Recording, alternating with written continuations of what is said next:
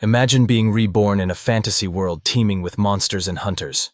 You'd think it's your big break, until you realize your family in this realm is flat broke. Somehow you awaken a system and become a beast tamer. Great, right? Except, you can't afford a beast because, well, you're still broke. Finally, you get your hands on a beast, but it turns out to be just your pet turtle. On the bright side, your girlfriend is both super hot and super rich.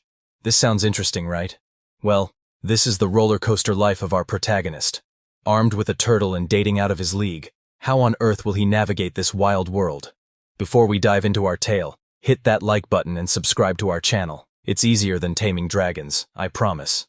This story takes place in Zhengzhou City on May 20th, 2024. Like in many MMORPG games and Manhwa, a huge purple portal opened in the sky. A loud alarm sounded, announcing that another space rift had appeared above Zhengzhou. Monsters emerged from the portal and began attacking the citizens.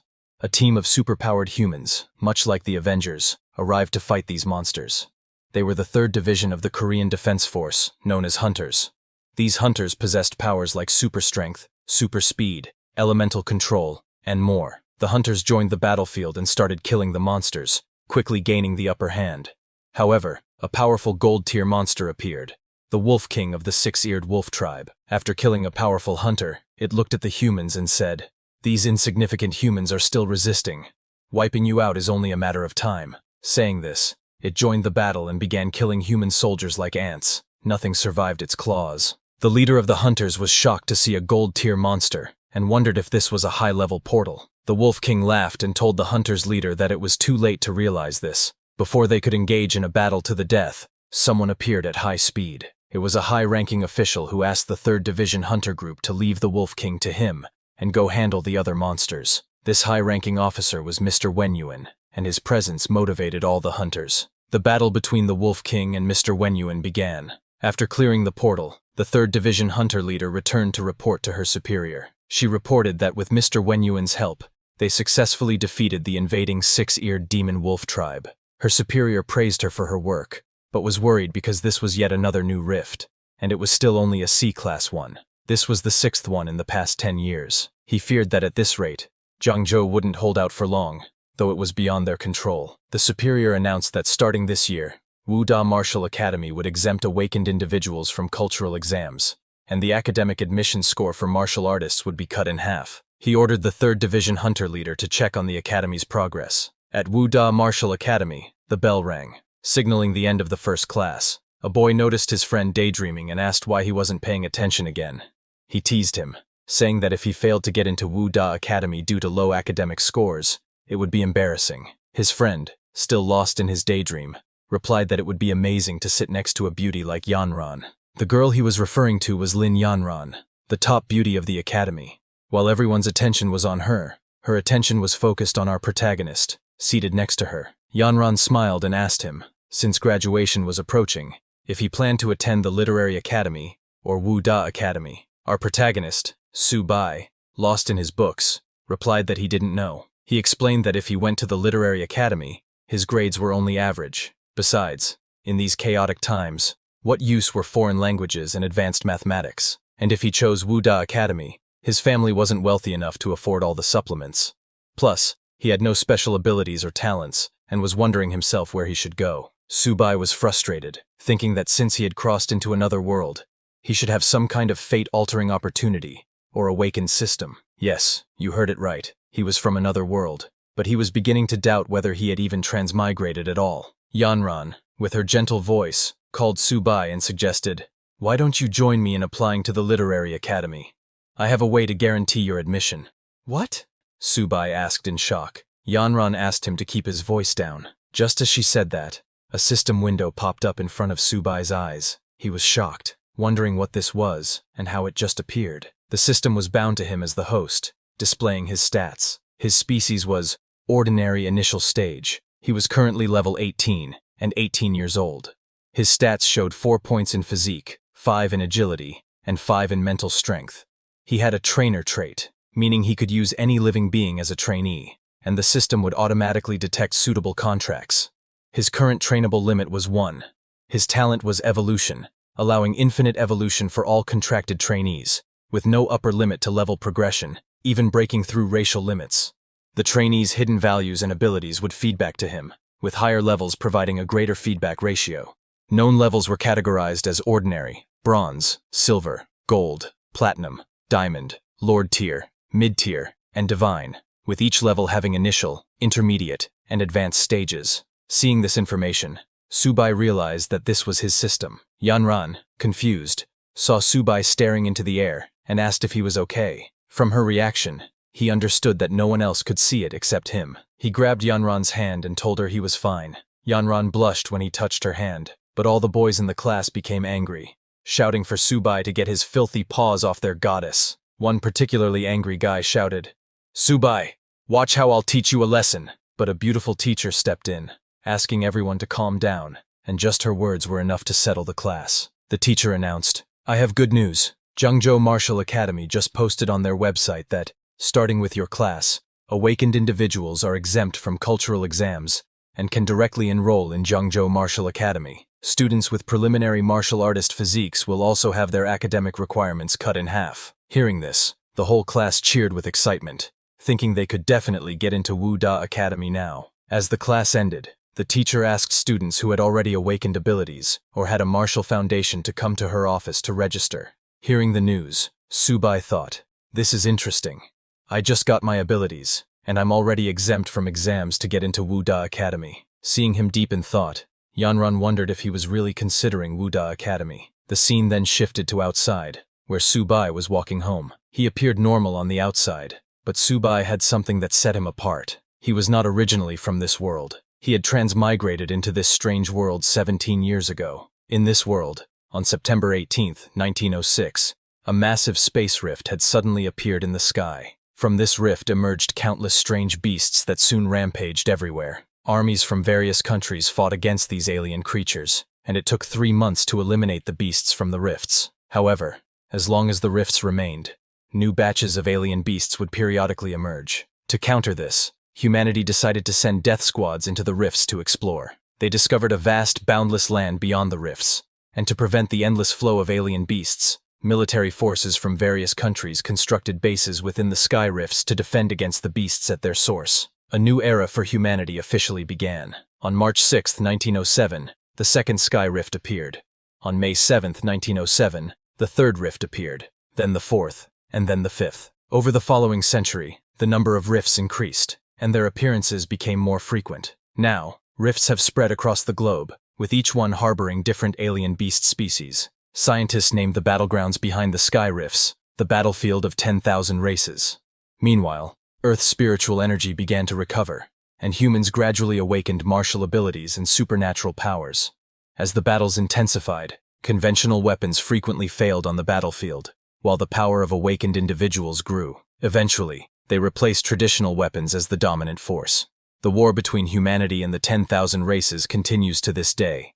Judging from the reforms at Zhengzhou Martial Academy, Subai sensed that the situation in Zhengzhou had become quite dire. "Since I've got this system now, I might as well use it to protect my family in this chaotic world." He knew that if he wanted to quickly enhance his strength, the fastest way was through the military-supported martial academies. Luckily for him, he had awakened the trainer ability. With just one trained beast, he could get into the academy without taking the exam. Looking at his balance, he hoped that the 2,000 yuan he had saved over the years would be enough. When he entered a beast shop, he noticed there was no system notification, leaving him confused. The system had said it would automatically detect something suitable, so why was there no reaction? A shop staff member welcomed him and asked how she could help. Subai told her he was a beast trainer and asked what kinds of beasts they had. Pointing at a black cat, the staff member told him, "It's pretty ordinary but high-priced. It has the bloodline of a nether cat and can easily reach the silver rank. It's selling for 36,000. Subai was shocked at how expensive one ordinary black cat was. The staff member then showed him a 4-eared dog with the bloodline of the 6-eared demon wolf, selling for just 33,000. She showed him many beasts one after another, and with each beast, the price kept increasing. Finally, she turned to Subai and asked which one he thought was best for him. But when she turned around, Subai was nowhere to be found. He had left the shop thinking, "Are they robbing me? Just because it has a bit of beast bloodline, it's this expensive? And where's my system? Isn't there anything suitable for me here?" Disappointed, he returned home. Just as he entered, a system notification appeared, saying, "Detected a suitable beginner taming creature. Little turtle, do Do you want to tame it? Subai was surprised that the system was finally responding. When he saw the name Little Turtle, he looked over at his dad's pet turtle, wondering if that was the creature the system was referring to. Immediately, the turtle's information popped up.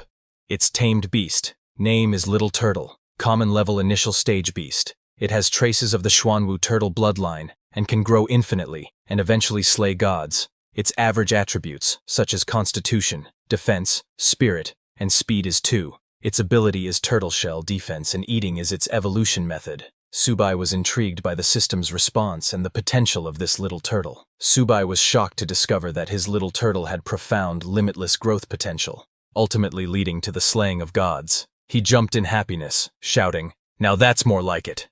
How much would this be worth?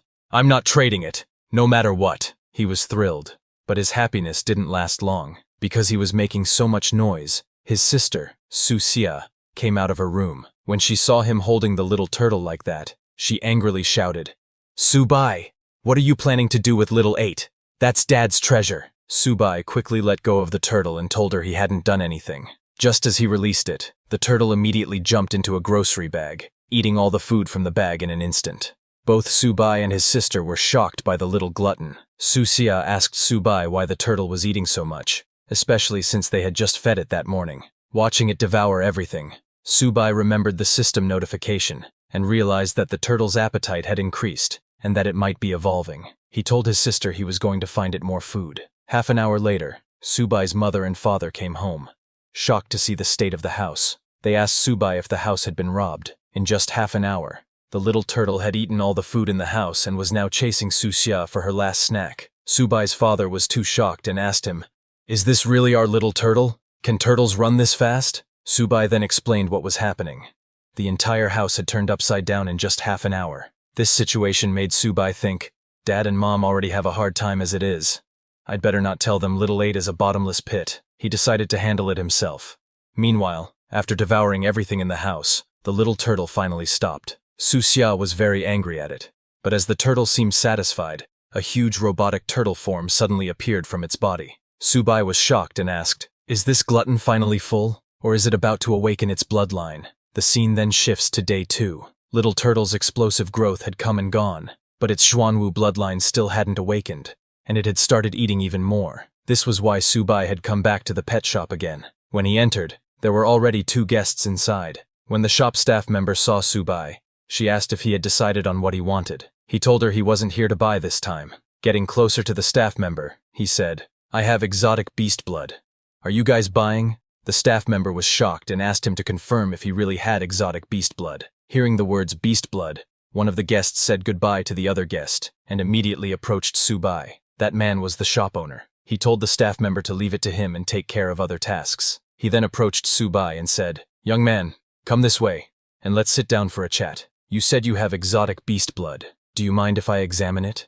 Subai handed him the beast blood and told him to go ahead. When the pet shop owner smelled the beast blood, he was shocked. "It's really exotic beast blood, and high quality too," he exclaimed. He asked Subai how much he wanted for it. Subai thought that it took so much effort to draw that small amount of blood from Little Turtle, so it had to be worth at least $100, right? But before he could say $100, the shop owner offered him $1,000. "What, $1,000?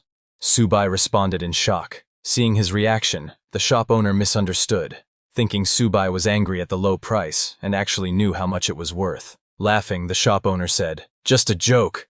Such a high-quality product is, of course, worth $10,000.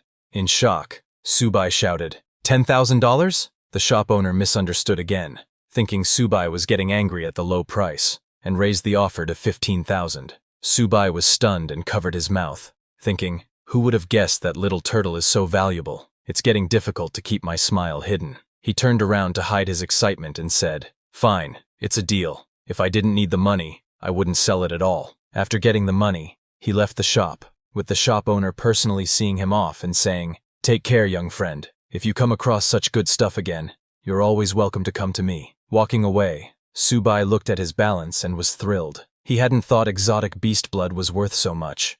15,000 had just fallen into his lap like that. Little Turtle could be proud of himself this time. While he was walking, he suddenly got a call from his teacher, Ms. Lee. She told him that the results for cultural studies had just been released, And there was also an important announcement. She asked him to please drop by the school that afternoon to fill out his application form, and not to be late. Subai tried to ask Ms. Lee what the important announcement was, but there was no reply. Actually, it wasn't that she didn't reply. It was because Subai's old phone had no signal again. While talking, Subai hadn't noticed that he had wandered into an alleyway. Suddenly, a system warning notification popped up in front of him, telling him that there were 3 people nearby who bore great ill intent toward the host. They were currently within 10 meters. The notification read that Enemy 1's level is Beginner Cultivator. Enemy 2's level is Ordinary Person. Enemy 3's level is Ordinary Person. Subai was shocked to see the notification, and when he turned around, he saw 3 people behind him with weapons. He had been marked by thugs. The leader of the thugs was the same guy Subai had seen in the pet shop talking to the owner. The thug leader demanded that Subai hand over his belongings, assuming that, judging by the pet shop owner's attitude, Subai must have something valuable on him. Subai felt unlucky, but told the thugs that he had gone to the shop to sell something, not to buy. However, Subai had no intention of handing over the money. He thought that if the thug leader was only at the level of a beginner cultivator, he stood a chance. The thug leader insisted, telling Subai to just hand over the money. Subai replied, "Fine, I'll hand over the money," and took his little turtle out of the bag, instructing it to retract into its shell. Immediately, little turtle hid in its shell, and Subai threw it like a rock at the thug leader. The thug leader used his baseball bat to defend himself, angrily shouting, "You little bastard!" But before he could attack, Subai quickly moved and kicked the thug leader in the groin, nearly incapacitating him. The thug leader fell to the ground in pain. The other 2 thugs were shocked to see their leader like that, and chased after Subai, shouting, "How dare you touch our boss!" Subai and Little Turtle immediately ran away. While running, Subai asked his turtle if the baseball bat hurt him. Little Turtle replied that it just felt itchy. It couldn't speak human language, but Subai could now understand its words. The 2 thugs caught up and lunged at Subai. Seeing them close, Subai asked Little Turtle to latch onto his fist. Little Turtle immediately latched on, and Subai used it like a boxing glove, punching one thug in the face and sending him flying. Then, he turned around and smashed the 3rd thug's face into the ground. The thug leader, still in pain, managed to stand up and said, "You little bastard, I'm gonna kill you." Seeing him get up, Subai asked Little Turtle to get back into its shell. Little Turtle immediately hid in its shell, and Subai, with full force, threw it at the thug leader, hitting him directly and knocking him out in one hit. After defeating all of them, Subai picked up his bag and warned them not to mess with him. But suddenly, he noticed Little Turtle rummaging through the thug leader's belongings. Little Turtle found a bottle and immediately started drinking from it. Seeing this, Subai ran toward Little Turtle shouting, "What are you drinking? Did you find something good?" He snatched the bottle from Little Turtle to check it. It turned out to be a chi blood potion worth tens of thousands. Suddenly, Little Turtle started experiencing difficulty, and its body began to glow.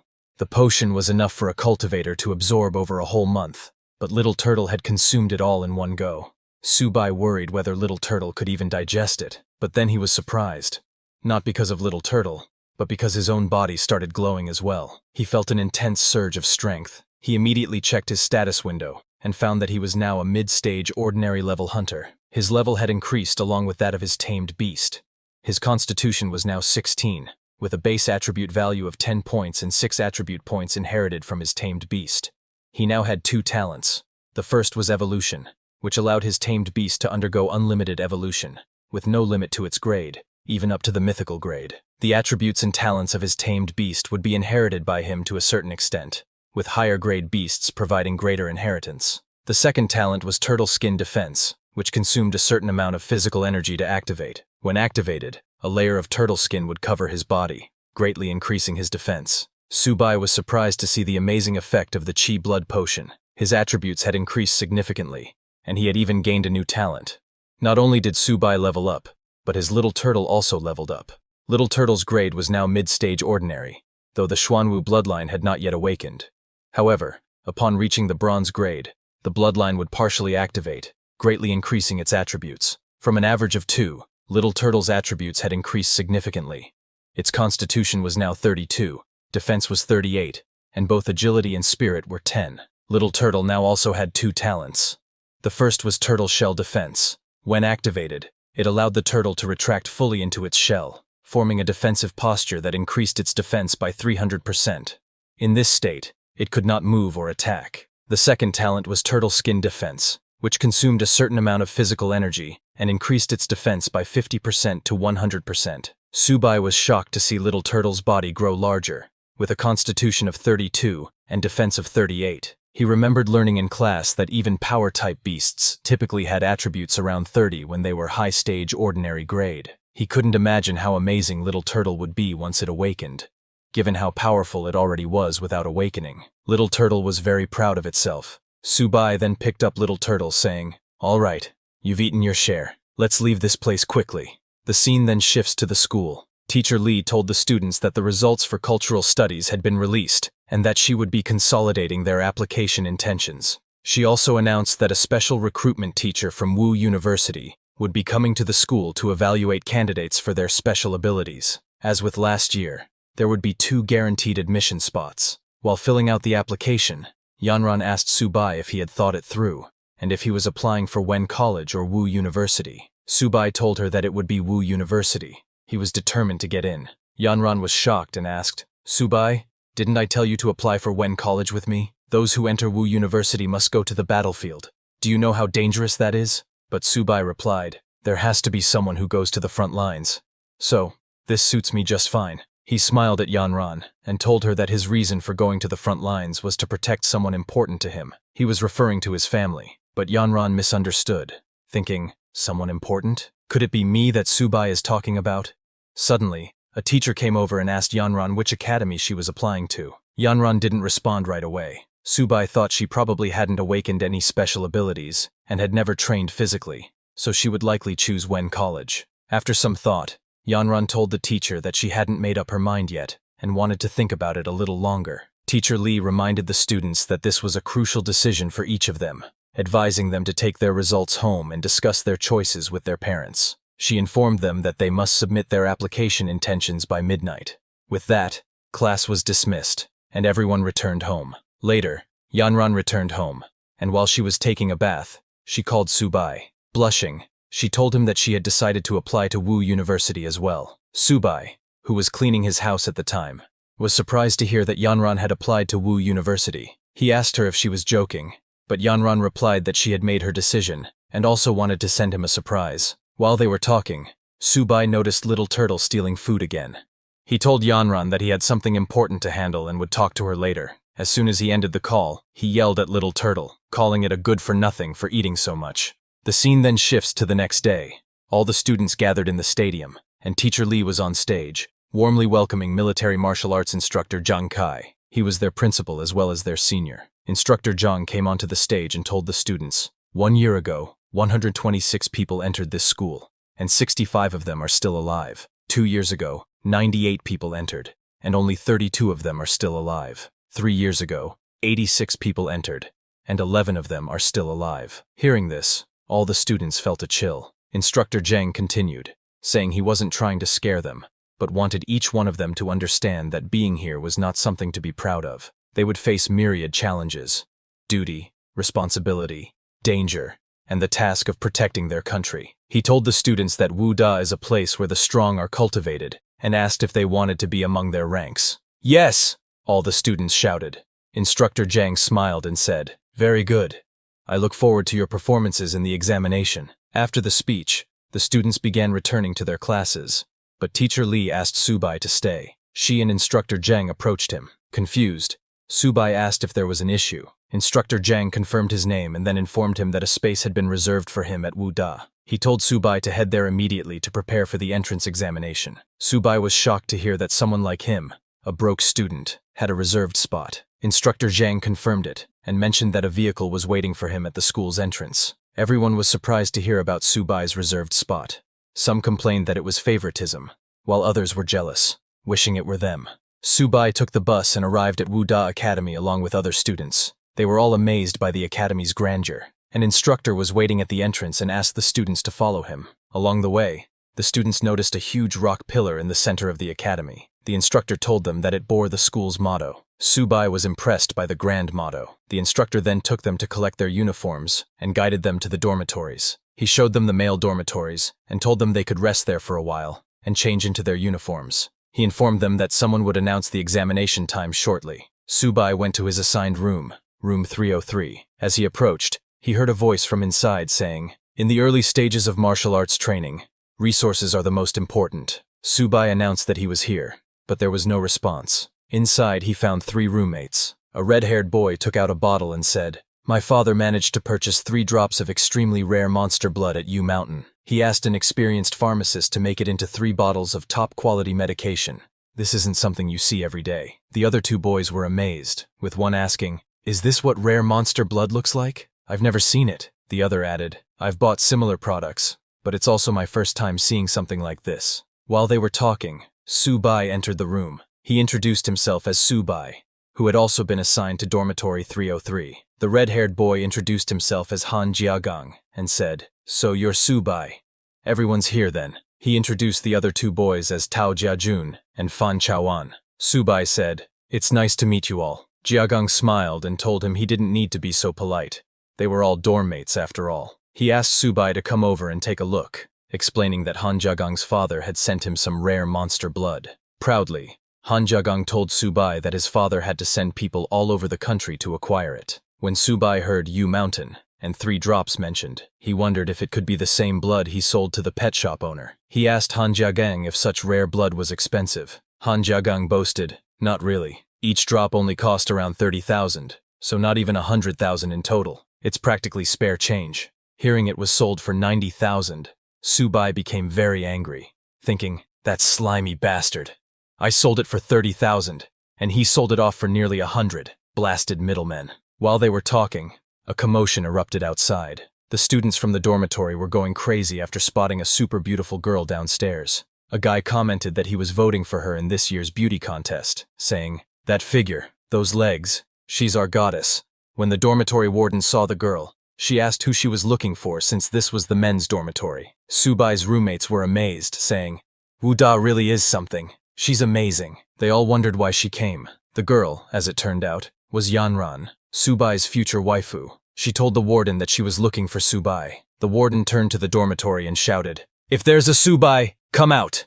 There's a pretty girl waiting for you downstairs." Hearing this, Han Jiagang and the others looked back, surprised that their roommate, Subai, was the one she was looking for. They all swarmed him, amazed at his luck, unable to believe that the school's beauty came just to see him. Fan Chaoan commented, "Brother Subai might be more than he seems." When Subai went downstairs, Yanran complimented him, saying, "Subai, that uniform suits you." She moved closer, adjusted his clothes, and said, "Now you look even more handsome." Subai started blushing with her so close.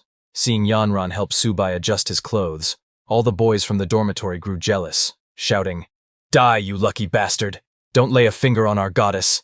Yanran then mentioned the reserved spot at Wu Da and asked if he was upset. Subai told her he wasn't, but he had planned to sit for the test himself. Then he patted her head, saying, "Still, you did it for me, so thank you." Yanran laughed and told him she was worried he'd be angry, but was grateful he thanked her instead. She handed him a bag, saying, "The entrance examination is the day after tomorrow. I prepared some pills for you." Subai, surprised, told her she'd helped him enough, and that she should save them for herself. But Yanran ignored his excuses and ran off after saying goodbye. The students from the dormitory were furious, muttering, "Who is this guy? Did he touch her head? Find out who he is. He's competing for her heart." When Subai returned to his room, Han Jiagang and the others started calling him brother, with newfound respect, surprising him. They started massaging his shoulders, asking, "Who was that goddess?" Confused, Subai asked, "What goddess?" Jiagang chuckled, "Brother, you're too humble. We're talking about the goddess you were just talking to." Subai told them they were high school classmates. Hearing that,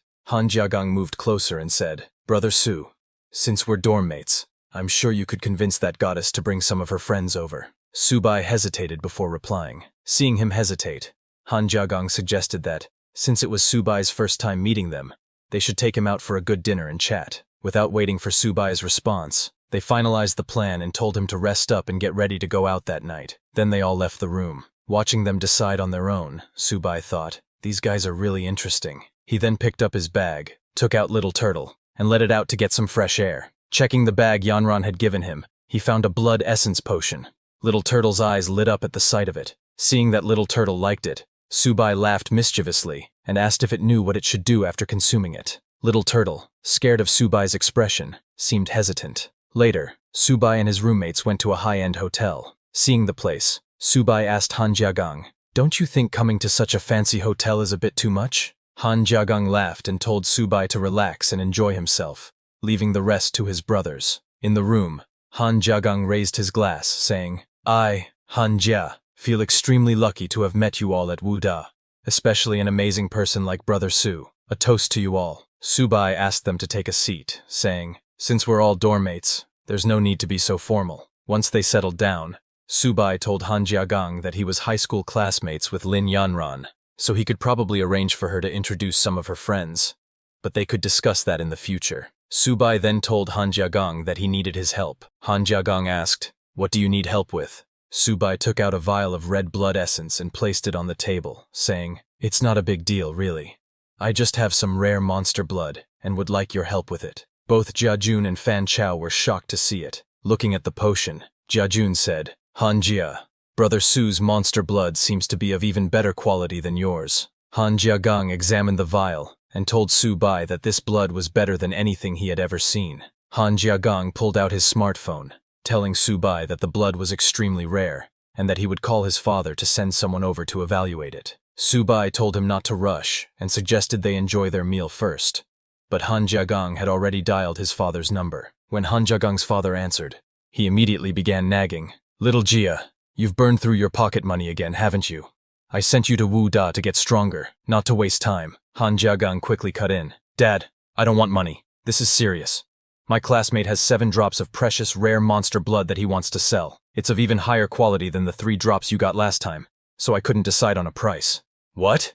7 drops?" his father asked in shock. "Are you sure it's better quality than last time?" Han Jiagang confidently invited his father to come and see it himself. Hearing his son's certainty, his father said, "Send me your location. I'll send Master Chao over immediately." An hour later, Han Jiagang's father arrived with Master Chao. When Master Chao examined Subai's monster blood, he remarked, "This is simply exquisite. It's the purest monster blood with the highest energy content I've ever seen. I could make incredible things with this." Han Jiagang's father looked surprised and asked, "Master Chao, isn't that a bit of an exaggeration?" Master Chao replied, "Not at all. Even with the best equipment, the value of this blood would only increase." Han Jiagang, amazed, exclaimed, "Damn! Brother Su, who knew your monster blood was this OP?" Master Chao approached Subai and, with respect, said, "Young man, what's your price for this monster blood?" Subai told him that his friend had advised that this blood shouldn't be sold for money, only exchanged for blood essence of equivalent value. Hearing this, Han Jiagang's father said, "Subai, since you're classmates with little Jia and I'm your senior, I wouldn't dream of shortchanging you. I'll take it all, and you'll get 14 bottles of blood essence in return.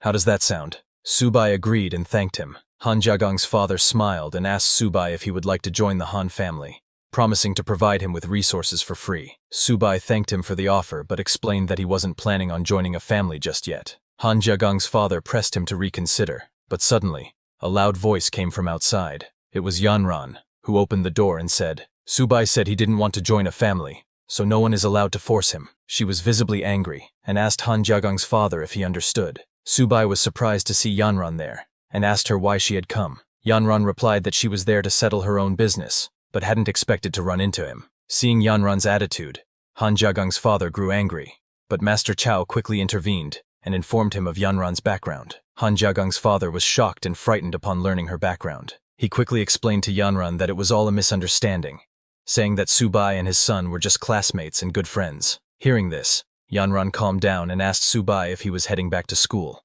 suggesting they go together. Since Subai had finished his business, he agreed, said goodbye to everyone, and left with Yanran. Watching them go, Han Jiagang called out, saying he was going back to school as well, and started to follow, but his father stopped him. Han Jiagang's father advised him to build a good relationship with Subai, because the Han family's future might depend on it. He also instructed him to keep a safe and respectful distance from Lin Yanran. Han Jiagang was stunned, realizing that his friend Subai and the goddess Yanran were indeed very impressive. 2 days later, at the military training field at Marshall University, all the freshmen gathered on the university grounds. Instructor Zhang addressed the students, announcing that over the next few days, they would participate in freshman special training, which would take place in the battlefield of all races. Hearing this, many students were scared, asking if they were really going to the battlefield of all races for training. fearing it was far too dangerous. Failing the training was one thing, but losing their lives was another. Instructor Zhang reassured them, saying the area designated for their training had already been cleared, and that the instructors would ensure their safety. He continued, explaining that they would be divided into groups of 50, each led by a bronze-level instructor, who would act as their homeroom teacher and assign their training tasks. He wished all the freshmen a victorious return. After the announcement, Yanran came running to Subai, very excited, and told him they had been assigned to the same class. Subai smiled and asked if she arranged that on purpose. As they talked, a female instructor appeared and called for Class 8 to gather. Class 8 was the group that included Yanran, Subai, and his roommates. The red-haired instructor introduced herself as Liao Yuxin, their special training instructor. All the boys were going crazy over the beautiful instructor. Instructor Liao told them that she would be the one assigning all their training tasks, and their first task was to write a will. The students were shocked to hear this. Instructor Liao explained that they had one day to write their wills and would need to be at the teleport plaza by 8 a.m. the next day, as they would be departing for the battlefield of all races. The students were scared. One student exclaimed, "Is there really a risk to our lives? I still want to carry on the family line." Another said, "I'm going to write my will. There's so much I need to leave for my parents." Hearing this, Yanran asked Subai if he had any plans. He told her he didn't have much to prepare and would head back to the dorm first. While both Yanran and Subai were relaxed, Han Jiagang and the others were anxious. With the battlefield ahead, they felt there was a lot to prepare. When everyone returned to the dormitory, Han Jiagang invited Subai, saying that since they were heading to the battlefield the next day, he was taking the boys out for a good time that night. He asked Subai to join them, but Subai declined, saying he had other things to take care of, and told them to go enjoy themselves. Han Jiagang understood and agreed. As he was leaving, he noticed Subai's little turtle eating in a corner. He patted the turtle and said, "Brother Su, your little pet turtle is something. Its shell is tough." Subai told Han Jiagang that the turtle was named Little 8, but that it had a bit of a gluttonous side. Little turtle didn't like being called a glutton, pouting in response. After that, Han Jiagang and the other two roommates left the room. Meanwhile, Little Turtle finished its plate and asked Subai for more food. Subai said, "You little glutton. All you think about is eating. Fine, I'll let you eat all you want today. But once we're on the battlefield of all races, you'd better perform well." He gave Little Turtle more blood essence, which it immediately drank. Subai laughed and told Little Turtle to slow down, reassuring it that no one would take the food away. As he was feeding Little Turtle, a system notification popped up, congratulating him because his pet, Little Turtle, had leveled up to a high-rank ordinary exotic beast. Due to this, Subai's level had also increased, and Little Turtle had gained a new talent, Heavy Strike. Subai checked the status window and saw that his tamed beast, Little Turtle, was now high-rank ordinary. Its attributes had increased significantly. Physical strength was 64, defense was 78, agility was 20, and mental strength was 20. It now had 3 talents: Turtle Shell Defense, Turtle Skin Defense, and Heavy Strike. The new Heavy Strike talent consumed stamina to increase attack power by 100% to 200%. The more stamina consumed, the stronger the attack. Subai then checked his own status window and found that he had also leveled up to high-rank ordinary. His physical strength was 28, with 15 as his base strength and 13 points inherited from his beast. His agility was 19, and mental strength was 34. He now had 3 talents: Infinite Evolution, Turtle Skin Defense, and Heavy Strike. The new talent worked the same as Little Turtle's, consuming stamina to enhance his attacks. Subai was amazed, realizing that the blood essence was incredibly effective. Little 8 leveled up again, and these stat boosts are insane. He looked at Little Turtle and said, "Nice, Little 8. When we get to the battlefield of all races, let's go all out together." Now, both Subai and his Little Turtle were ready for the battlefield. The next day, all the students gathered in the field. Instructors reported to Chief Instructor Zhang that all trainees were geared up and ready for battle. Chief Instructor Zhang ordered a soldier to open Teleport Formation 1 and prepare for teleportation. The teleport formation activated, ready to transport students to the battlefield of 10,000 beasts. Seeing such a huge teleport formation, the students were amazed, saying, "Only Martial University has something like this." Yanran, feeling worried about Subai, told him to be careful once they were on the battlefield of all races. Subai reassured her, saying they would complete the mission safely. They wished each other good luck and approached the teleportation formation. Instructor Liao advised them to relax their bodies and prepare for teleportation. One by one, the students entered the formation and were instantly transported to the military base within the battlefield of all races. They were surprised by how epic the military base looked and how quickly they arrived. Instructor Liao stood at attention and asked Group 8 to quiet down. She apologized to Lieutenant Hunter, saying, "They're just rookies who haven't seen much." The man in front of her introduced himself as the Deputy Lieutenant of Military Base F-269 and told the students they could call him Deputy Lieutenant or Sir. He continued, "Here, I don't care if you're a student or an instructor. On my turf, you follow my orders." He asked if they understood, and everyone shouted, "Understood, sir." Seeing the lieutenant, Han Jiagang muttered, "So what if he's a deputy lieutenant? What's the big deal?" Subai pointed out the scar on the lieutenant's face, noting it showed he was an experienced officer. The lieutenant then informed the students they were in luck because his team had just returned from a battle. Their first task would be to clean the battlefield and, while doing so, eliminate any remaining phantom cats. He said it was the perfect job for rookies to get their first taste of battlefield experience.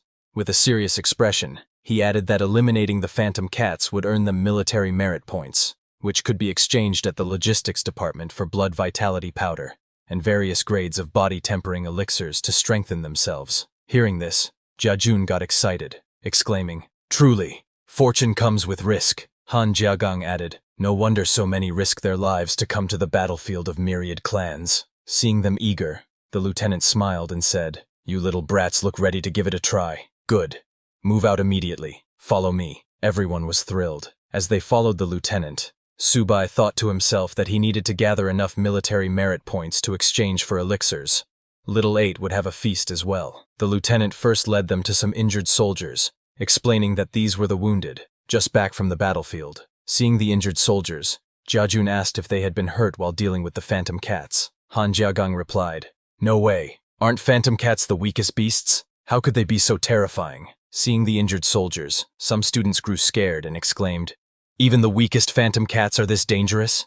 How am I going to survive and make it home?" "Enough chatter," Instructor Liao shouted. She asked them if they thought the battlefield of myriad clans was a playground, reminding them that since they enrolled at Wuda, they must always be prepared to face danger. Yanran, seeing the injured soldiers, was scared and asked Subai to stay close to her once they were on the battlefield, as she didn't want anything to happen to him. Subai, understanding the danger, decided to stay vigilant in the myriad clan's battlefield and reminded Yanran to be careful too. When they arrived at the gate, a soldier reported to the deputy lieutenant that they were currently executing their assignment to guard the northern gate and that they had killed 35 ferocious beasts attacking the camp that day. The lieutenant praised them for a job well done and ordered them to open the main gate, allowing the recruits to see what the myriad clan's battlefield truly looked like. At the deputy lieutenant's command, the soldiers opened the main gate. Instructor Liao told the students that with Deputy Commander Hunter leading the team, this was a rare opportunity and encouraged them to make sure to perform well.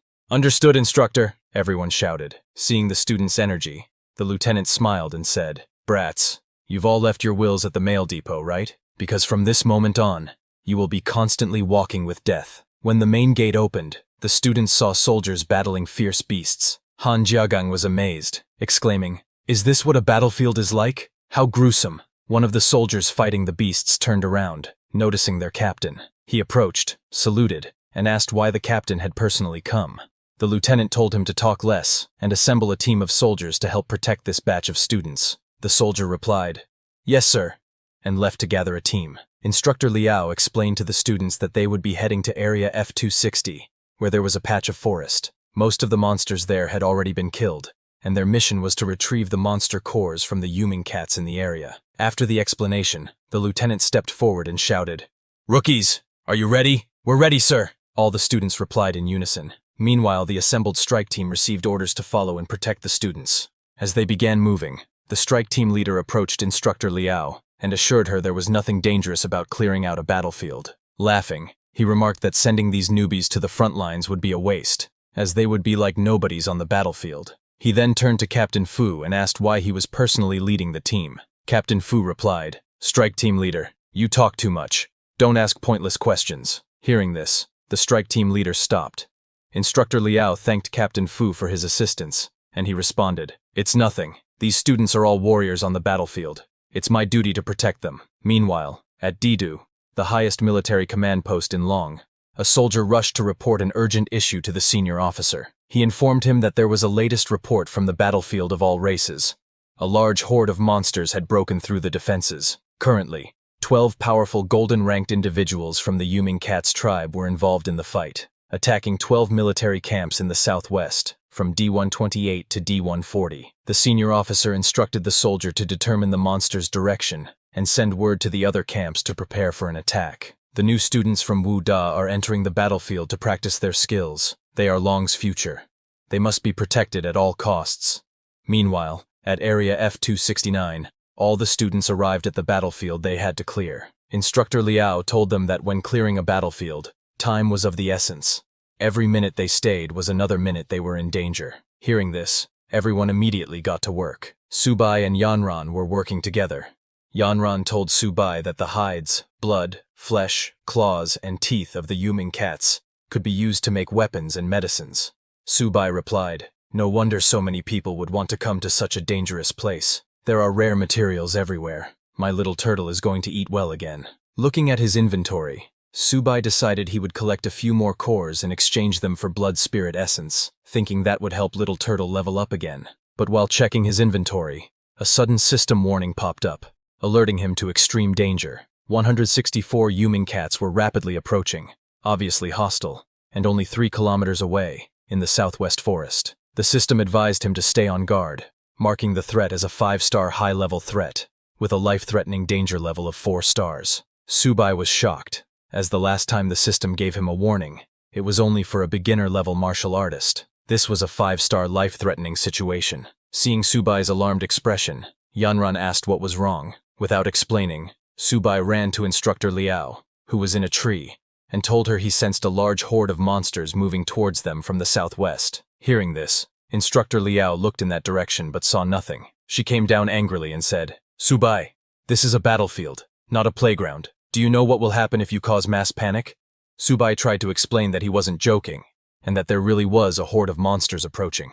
Hearing the commotion, Captain Fu came over. Looking sternly at Subai, he said, "Subai, you say you can sense monsters, but I can guarantee there are none within 2 kilometers. Subai insisted, explaining that there were over 100 Yuming cats 3 kilometers away, moving towards them. Captain Fu didn't believe him, and asked if Subai thought his senses were sharper than his own. Instructor Liao told Captain Fu not to waste time on this, suggesting that Subai might be overreacting, as it was his first time on a battlefield. While no one else believed Subai, Yanran did.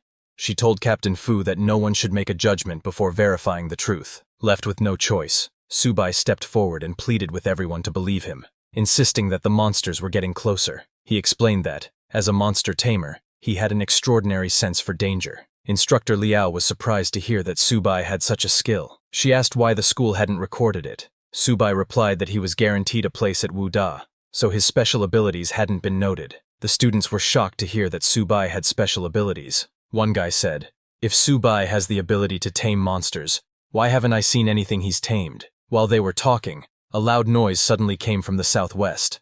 Some students came running, shouting that Yuming cats were indeed approaching. Instructor Liao asked if they were sure, and the students confirmed that a whole lot of them were on their way. Hearing the news, Captain Fu ordered everyone to form a defensive formation. He instructed the messengers to contact the base and request reinforcements. The messenger returned with an update from the base. The surrounding camps were also under attack, so no reinforcements could be sent. Instructor Liao asked Captain Fu if there were truly over 100 Yuming cats, expressing concern that the students couldn't fight them without support. Captain Fu drew his weapon and confirmed that Subai's senses had been accurate. He could now sense the approaching horde of monsters himself. He ordered the strike team leader to assign 4 soldiers to protect the students. Subai, wanting to join the fight, told Captain Fu there was no need to protect him. Suddenly, a Yuming cat, a monster at the early bronze stage, appeared and immediately leaped to attack. Captain Fu and the soldiers started shooting at the monsters, ordering a retaliatory defense to protect the students. However, the regular soldiers were no match for the Yuming cats, which were more like tigers than cats. Nevertheless, Captain Fu and the instructors managed to kill some of them. Captain Fu instructed everyone to stay in their defensive formation, saying, "As long as we can withstand their initial attack, we'll be able to beat them." While they fought, some monsters sneaked past and attacked the students. The strike team leader shouted for the students to watch out. As the monsters closed in, the students raised their shields and chanted, "By the honor burning in my chest, my country will never fall." As they chanted, their bodysuits began glowing, forming a magical barrier around them. Before the monsters could reach the students, two stood at the back and moved forward to take on the attackers. The first student was Jiang Mani, an early bronze stage hunter. She told her partner to keep the monsters restrained while she shot them down. Her partner, Luo Yong, also an early bronze stage hunter, fought with a longsword and told Mani, "It's just a bunch of cats. There's nothing to be scared of. I'll deal with them." Instructor Liao recognized them as the holy archer Jiang Mani and the divinely powerful Luo Yong. She remarked, "This batch of students is really something." Subai was amazed by how powerful and impressive they were, with their advanced weapons, while his only weapon was Little Turtle. Seeing Mani and Luo Yong, the other students grew excited. Jiajun commented, "This blockhead is really powerful. He looks even more formidable than Brother Su." While everyone was focused on Mani and Luo Yong, they didn't notice a soldier struggling with a monster. Suddenly, a loud roar came from the forest, causing everyone to cover their ears. When the sound ceased, a large monster emerged from the forest, and all the Yuming cats knelt before it. The new monster was the king of the Yuming cats, a middle silver stage beast with a constitution of 45, agility of 88, and spirit of 43. Captain Fu was shocked to see the king of the Yuming cats, and couldn't understand why a silver stage cat king had appeared here. He immediately ordered the messenger to contact the base again and request reinforcements. Unaware of the monster's strength, Mani and Luo Yong charged at it. Luo Yong jumped to attack with his sword, while Mani supported him by restricting the monster's vision. When Instructor Liao saw them charging at a silver stage monster, she was terrified and shouted, "Mani, Luo Yong, come back now. This is a silver stage monster, not your plaything." But it was already too late. The king of the cats made its move and struck with its claws, taking down both Mani and Luo Yong in a single attack. They fell to the ground, losing their weapons. Instructor Liao urged them to return, but Captain Fu told her it was too late. He ordered his soldiers to provide cover fire as the king of the Yuming cats leaped again, aiming to strike down the soldiers. The king of the Yuming cats jumped again to strike Mani and Luo Yong, who were injured and unable to defend themselves. However, before it could touch them, something shining green shot through the air at high speed and struck the king of the Yuming cats in the face, sending it flying. Everyone was confused about what had just happened. That green shining object turned out to be Subai's little turtle. Everyone was shocked to see a flying turtle and asked what it was. Instructor Yu explained to the others, "It's a turtle that hit the king of the Yuming cats." When Han Jiagang saw the little turtle, he immediately recognized it as Subai's beast. Subai stepped forward to defend Mani and Luo Yong, saying, "As expected, this entrance is still a bit awkward." He introduced himself as Beast Tamer Subai and the little turtle as his beast. He then told Mani and Luo Yong to handle the smaller monsters, while he would deal with the Cat King. The other students were stunned at the sight of Subai and his turtle. They wondered if this turtle was really that impressive, and if the Cat King was truly knocked away by it. Yanren was overjoyed to learn that the turtle was actually Subai's beast. When the king of the Yuming cats got back up, Subai told his little turtle, "Show this wild cat what you can do." On his command, the little turtle charged at the king of the Yuming cats with lightning speed. Mani, astonished by its speed, asked, "How is Subai's turtle running so fast? Is that even a turtle?" Captain Fu, who was shooting at the Yuming cats, was surprised when he saw the little turtle fighting the king. He hadn't expected Subai to have such power. Instructor Yu, fighting beside Captain Fu, admitted that she hadn't expected it either, saying, "Subai's beast taming is indeed a bit different." Captain Fu turned to the students and commanded, "Since Subai has already distracted the Cat King, focus your attacks and clear out these nether cats." On his command, the students immediately began killing the Yuming cats like ants. Meanwhile, the king of the Yuming cats, furious at the little turtle, used demonic flames to strike it with its claws. The attack landed squarely on the little turtle's shell. Instead of injuring the turtle, the king of the Yuming cats lost all its claws. The little turtle had used its shell defense ability, which increased its defense by 300%. Captain Fu was shocked to see a normal-grade creature withstand the Silver Cat King's crushing claws. He marveled at the little turtle's insane defense but quickly refocused, realizing that now wasn't the time to be distracted. Captain Fu immediately moved towards the king of the Yuming cats and ordered his soldiers to cover him. "While the Cat King is occupied, I'll finish it," he shouted. While the king was busy fighting the little turtle, Captain Fu sneaked up from behind and jumped at it, aiming for its abdomen, its known weak spot. With all his power, he struck the king with his fire sword, yelling, "Prepare to die!" The king of the Yuming cats screamed in pain and lashed out with its tail, striking Captain Fu and sending him flying. Captain Fu's attack missed the abdomen. Undeterred, Captain Fu got back up and charged at the king again, shouting, "Once more! Beast, it's either you die, or I live." Seeing Captain Fu charging in, Su Bai told the little turtle to use its ultimate move. Hearing this, the little turtle's body began to shine, and it started spinning rapidly. Jia Jun and Fan Chao, watching, were confused and asked, "What kind of ultimate move is this? Why is the turtle spinning in place?" Ignoring their confusion, Su Bai sprinted toward the spinning little turtle. He had read in a book that the Cat King's weak spot was its abdomen. Timing his move perfectly, Su Bai kicked the spinning little turtle like a football, aiming directly at the Cat King's abdomen. The little turtle flew toward the king like a bullet at high speed. Before the Cat King could strike Captain Fu again, the little turtle hit the king squarely in the abdomen with a solid impact. Little Turtle's attack sent the Cat King flying far away. After hitting the Cat King, Little Turtle landed like a superhero. Captain Fu was shocked that Su Bai had actually hit the weak spot. He moved closer to see if the Cat King had survived. On the other hand, the Cat King was bleeding heavily, but somehow managed to stand up again. It let out a loud roar towards the sky before collapsing. Finally, the Cat King was dead. Seeing this, everyone jumped with joy, cheering. "The Cat King has been defeated." Captain Fu, injured and in disbelief, asked, "Did we really win?" Yanran ran to Su Bai and hugged him tightly, exclaiming, "Su Bai, you're amazing! You defeated the golden-level Cat King." Su Bai was surprised by the sudden hug from Yanran. Everyone gathered around him, praising his incredible feat.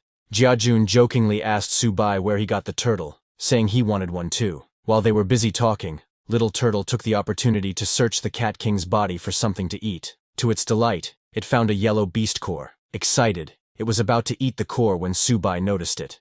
He shouted, "Little Turtle, what are you sneaking off to eat now?" But before he could stop it, Little Turtle swallowed the yellow beast core. Su Bai was annoyed, but before he could say anything, a black shadow appeared in the sky. Everyone was confused and asked, "What's that in the sky?" Captain Fu immediately recognized it and warned the group, "This is dangerous. The Cat King's final howl has summoned its kind." Instructor Yu asked, "Could an even more dangerous beast be approaching?" Meanwhile, at the base operations center, a soldier reported to the commander, "According to the frontline energy wave analysis, Base F-269 is detecting a large number of unknown-level beasts. It's becoming extremely dangerous." This was the same base where Su Bai and the students were stationed. Suddenly, the commander received news that Hu Lin's daughter, Yanran, was among the trainee students at Base F-269. Wen Yuan, who delivered the news, urged the commander to provide immediate support. The commander agreed without hesitation, saying, "I'll dispatch a scout company to escort Mr. Wen to the battlefield." However, Mr. Wen refused the escort, saying he couldn't wait and would head there himself. Before leaving, he turned to the commander and said, "Within 20 minutes, I hope reinforcements will reach the battlefield." Hearing this, the commander assured him, "I'm giving the order now." The commander was deeply nervous, understanding the gravity of the situation. He thought to himself, if Hu Lin goes mad, the entire Jiangzhou won't be able to handle it. He immediately issued orders to send reinforcements. Back at Base F-269, as the black shadows covered the sky, a pair of glowing red eyes appeared, glaring at the group with rage. A loud voice echoed, "Foolish humans, lowly species." Hearing the voice, Instructor Yu was stunned and asked Captain Fu, "How is this possible? It can actually speak human language." Captain Fu, equally shocked, replied, "This is impossible. A beast that understands human language must be at least golden level. It shouldn't be here." He immediately ordered everyone, "Quickly form a defensive formation. Place the injured in the center." Suddenly, the black shadow descended to the ground beside the Cat King's dead body. From the shadow came a furious voice, "Lowly species, how dare you slaughter my kind?" The shadow then began devouring the Cat King's body. The students were horrified and disgusted as they watched the monster eat the Cat King. Captain Fu, seeing the creature, said, "This is absolutely impossible. How could something like that appear in this area?" Suddenly, Su Bai received a system warning notification. The system alerted him to extreme danger, stating that a golden-level beast had been detected nearby. The system urged him, "Please leave immediately.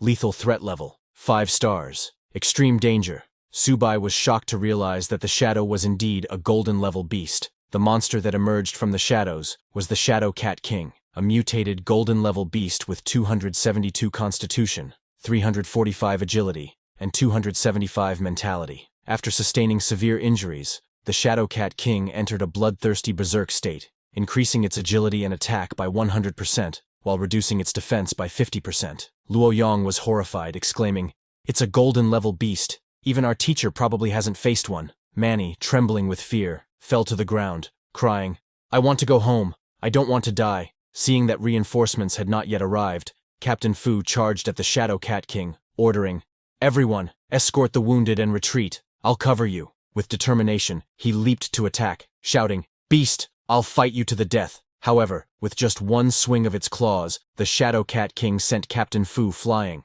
The monster then raised its claws, ready to strike the finishing blow.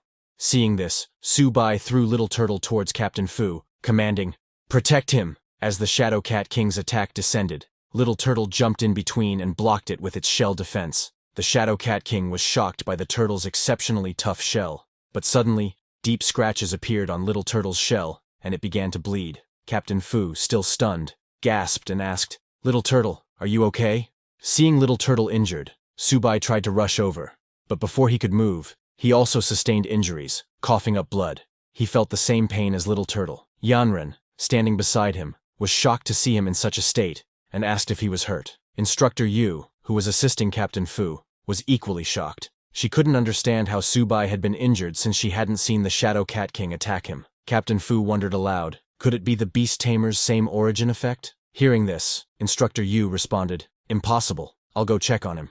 Suddenly, a system notification appeared for Su Bai, explaining, because the tamed beast has fallen into a serious injury state, the tamer's talent, the same origin, has been triggered. The host and the tamed beast now share energy and damage. Instructor Yu came to check on Su Bai, but found no external injuries. Shocked, she wondered, could Su Bai have truly mastered the legendary beast taming skill? In pain, Su Bai collapsed, but Yanren caught him before he hit the ground. She was deeply worried about his condition. Su Bai, reading the system notification, understood what had happened. He reassured Yanren, saying, "I'm okay." Instructor Yu, pointing her sword at the Shadow Cat King, declared, "Su Bai is sharing the attacks of the golden-level Shadow Cat King with his tamed beast. We can't let him fight alone. Let's support him, yes, we can't let him fight alone." All the students and soldiers shouted in unison.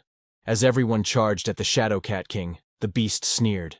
Its eyes burned with anger, and it mocked them, a bunch of ants. When the students, along with Instructor Yu and Captain Fu, attacked, the Shadow Cat King shifted into its shadow form and sent one of its shadow minions directly at Su Bai. Instructor Yu noticed this and shouted a warning to Su Bai to be careful. Yanran, seeing the shadow minion coming, tried to shield Su Bai by taking the hit herself. However, before the minion could reach them, a massive explosion engulfed the area in flames. When the smoke cleared, Su Bai and Yanran were unharmed. Yanran, shocked, asked, "What just happened?" Su Bai smiled, realizing what had occurred. The core crystal of the Silver Yuming Cat King has finally been absorbed. A system notification appeared, announcing, "Little Turtle has upgraded to bronze level, Black Turtle." The Black Tortoise bloodline has been activated, allowing the Black Tortoise illusion to be maintained for a short period. Little Turtle has gained a new talent, Turtle Gravity. With 10% of its bloodline activated, all attributes have improved, and talents are enhanced. The system detailed Little Turtle's new stats. Its physical strength is 218, defense is 362, agility is 55, and spirit is 60. Now it has 3 skills. First skill is Black Turtle Barrier. Gathers Little Turtle's energy to form a defensive barrier, increasing defense by 300%. Second skill was Turtle Spirit Possession.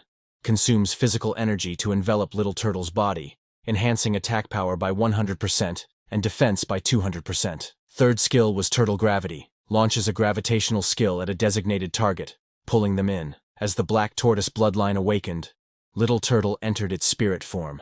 A colossal beast, resembling a projection, emerged from Little Turtle's body. Everyone was awestruck, staring at Little Turtle's spirit form. Instructor Yu asked, "Has Su Bai's beast evolved?" Seeing the golden light radiating from Little Turtle, Captain Fu wondered, could this be the mark of an epic beast tamer? After Little Turtle's awakening, Su Bai stood up. Yanren asked him, "Is your injury healed?" Su Bai reassured her, "I'm fine." He then pointed at the Shadow Cat King and commanded Little Turtle, "Kill that beast for me." On Su Bai's command, Little Turtle's spirit swung its massive hand and struck the Shadow Cat King, sending it flying with just one attack. Everyone was astonished by Little Turtle's power. Captain Fu was shocked and exclaimed, "Su Bai's tamed beast is only at the initial bronze level, but it has such terrifying strength. The bloodline level must be extremely high." Luolong couldn't believe their eyes, marveling that Su Bai, a bronze-level beast Tamer, managed to knock away the Shadow Cat King.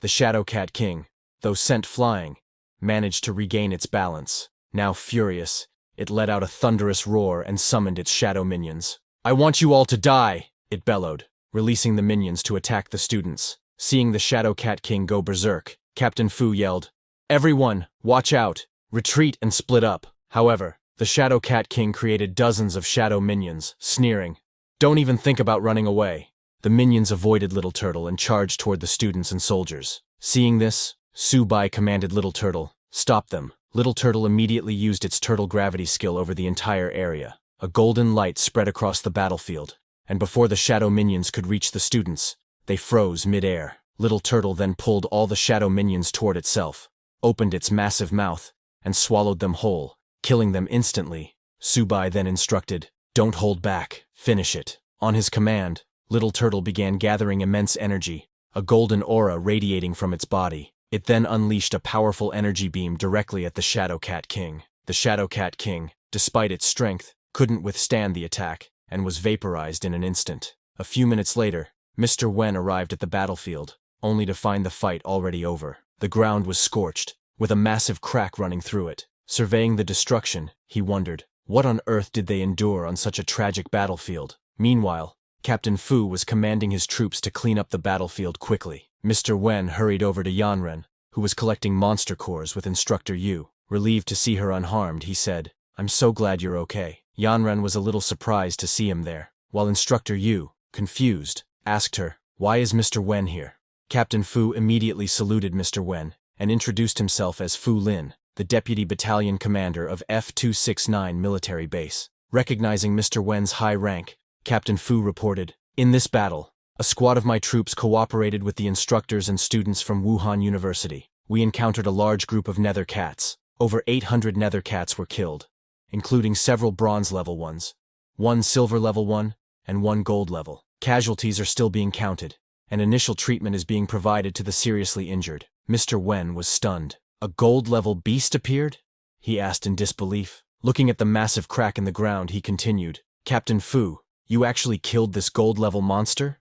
It's unbelievable." Pointing at Su Bai, Captain Fu reported to Mr. Wen, "It was Su Bai and his trained beast who killed the Shadow Cat King." Hearing this, Mr. Wen turned to Su Bai and asked, "Did you really kill this Shadow Cat King?" Su Bai, acting modest, replied, "It wasn't just my effort. The Deputy Battalion Commander, the instructors and I worked together to take it down." Impressed by Su Bai's humility, Mr. Wen patted him on the shoulder and asked, "After graduating from Wuhan University, would you be interested in studying at the Jiangzhou Fortress? Even though the Beast Tamer division has dwindled, I will personally guide you." Hearing this, Su Bai was thrilled, but replied politely, "Thank you for your kindness, Mr. Wen. I haven't thought that far ahead yet." While they were talking, Captain Fu approached and reported to Mr. Wen, "The battlefield has been cleared." He then asked, "Please give us your next instructions." Mr. Wen instructed everyone to return to base. When they returned to the base, Captain Fu stood in front of the teleportation formation and asked the instructors to count the number of people and have all candidates enter the portal in an orderly manner. He then addressed the students, saying, "Go back and train hard. You are the strongest class I have ever met." The students thanked Captain Fu before leaving. As they departed, Captain Fu turned to Instructor Yu and remarked, "These students are extraordinary, especially Su Bai. He has a bright future ahead of him." Instructor Yu nodded in agreement, saying, "For a freshman to achieve this level of strength is incredible. I can't imagine how powerful he'll become in the future." Captain Fu smiled and added, "Instructor Yu, we'll meet again someday. This time, I owe Su Bai my life." Instructor Yu replied, "You're too kind," before they parted ways. One by one, everyone entered the teleportation formation and returned to Wuhan University. Su Bai and Yanran were together, and he was overjoyed to finally be back. Jin Jun was ecstatic, exclaiming, "This trip was absolutely thrilling." Upon their return to the university, they were greeted with banners and cheers from the other students, who had gathered to welcome the heroes back from victory. All the teachers and students of Jiangzhou Wuhan University were present. A teacher handed a bouquet of flowers to Luo Yong, saying, "Welcome home, hero." Luo Yong was surprised and humbly responded, "The real hero is Su Bai. We're nothing. We were just cannon fodder." The other injured students agreed, telling the teachers, "It's good enough that we made it back alive. If not for the many missing classmates, we might have thought this was all just a dream." Instructor Jian approached and patted Subai on the back, saying, "I already heard about your actions on the battlefield. You are all heroes of Zhangzhou Wuhan University. Your test scores this time will be the highest ever recorded." Hearing about the assessment results, Subai was overjoyed and said, "All I want to do now is go back to the dormitory, take a shower, and have a good night's sleep." All the students laughed and agreed that they all needed rest. In Subai's room, Jinjun joked, "Don't you feel like the bed is extra soft tonight?" Fan Chao laughed and replied, "I've already been trapped by this bed." Turning to Han Jin, Fan Chao asked, "Since we accomplished such a great feat this time, will we be credited with a military achievement?" Han Jin laughed and teased, "How many resources do you think you can exchange for your limited capabilities? But our brother Su killed the gold-level monster, so he'll definitely exchange it for a ton of cultivation resources." Suddenly, Han Jin remembered something and stood up, asking Subai, "What kind of turtle is yours? I want to buy one to raise at home. If nothing else, it's calming to watch a turtle." He chuckled, "Though watching it makes me feel a little jealous." Meanwhile, Little Turtle was lost in its dreams of a harem filled with female turtles. The next day, early in the morning, someone continuously knocked on Subai's room door. Irritated by the sounds of knocking, Han Jin woke up. He shouted, telling the person outside to stop knocking already. He was angry, wondering who it could be knocking this early in the morning. But when he opened the door, he was shocked to see many girls standing in front of the door holding gifts in their hands. A girl in glasses came forward and said, "Juniors, we're from Zhongwu's student council. You're all heroes who just returned from the battlefield. We came to bring breakfast for you." A red-haired girl added that they seniors made it all by themselves and hoped he didn't find it lacking. A purple-haired girl, while giving the breakfast to Han Jin, asked him who Subai was among them. Han Jin got very happy after seeing that many beauties early in the morning.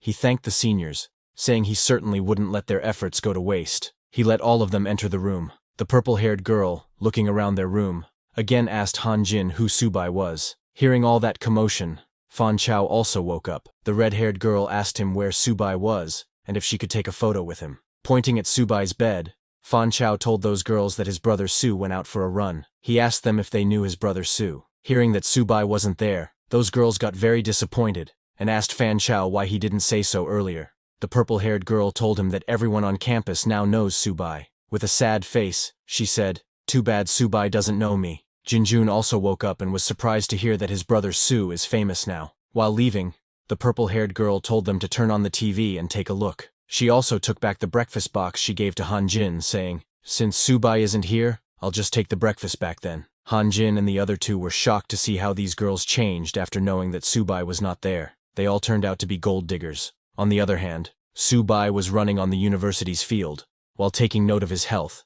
Suddenly, an important announcement on Longguo's military channel attracted the attention of everyone in the stadium, and they all looked at the broadcasting screen. The announcement was that yesterday, several provinces experienced large-scale attacks by ferocious beasts from the myriad races on military bases behind human lines. Among the beasts attacking the bases, gold-tier combatants were present in each instance. Students from martial arts universities across provinces were massacred, with survival rates less than 1 in 100. During this campaign, the instructors and students of Zhangzhou Martial University fought valiantly. They slew 1 gold-tier beast, 1 silver-tier beast, and numerous bronze-tier and ordinary-tier beasts. Among them, freshman Subai single-handedly held off a gold-tier beast with the support of instructors and a bronze-tier expert from the military. He achieved the feat of cross-tier slaying, a complete defeat across the board, with Zhangzhou Martial University standing as the sole victor. The news also showed Subai's photo on the screen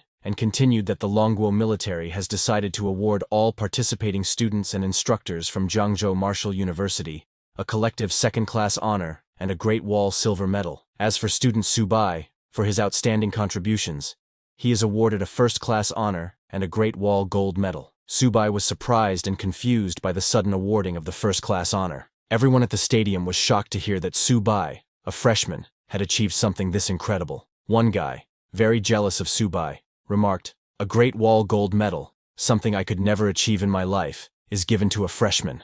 A girl, very impressed by Subai, shouted, "The Martial University is mighty. I really want to meet Subai." And she asked others who were acquainted with Subai, saying she wanted to date him. Realizing that if he stayed there, those crazy girls would not let him escape, Subai covered his face, thinking it was better to sneak away quickly. Slowly, he got away from there and hid behind a wall where others could not see him. While he was taking a breath, his phone rang. It was Subai's sister, Susia, who was very excited and told Subai that he was on TV. Subai was surprised that even people outside the university also got the news. He told his sister that he had already seen it. Susia told him that their mom and dad wanted him to come home to celebrate for him. Knowing his family's financial condition, Subai asked, "Isn't that unnecessary?" Subai's mother and father, who were sitting beside Susia, were very proud of Subai. His father told him that he had achieved such an honor, and now everyone in the neighborhood wanted to see him.